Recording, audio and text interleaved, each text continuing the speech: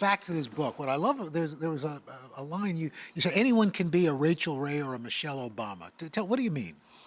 I think that what I loved about reading Michelle's book, Becoming, and one of the greatest honors of my life was joining her on her tour and moderating her a couple of times. But what I loved about the way she wrote the story of her life is that we all have to be mindful, especially these days when we're all so divided and we all seem to have these tough, strong lines, you know, in the sand. We're in camps. We're in camps and tribes. There's only one tribe, and this is the greatest passport, the greatest country in the world, and only in this country could you have a Michelle Obama or a Rachel Ray or Al Roker. Amen. And it's still true. Yeah, that's absolutely. It is absolutely as true today as it was yesterday.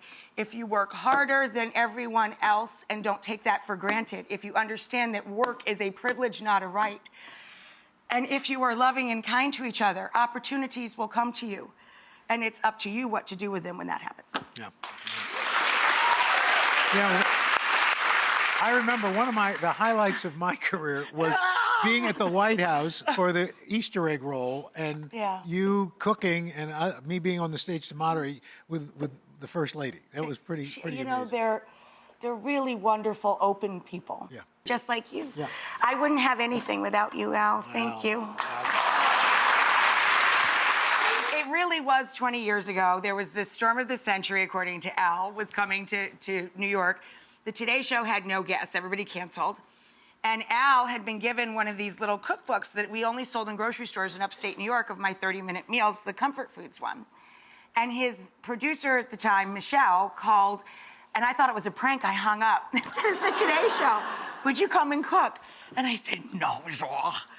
And I don't remember anything except I must have said groovy a lot because for months after, people would stop me in the grocery store and say, hey, groovy, I saw you on the Today Show with Al.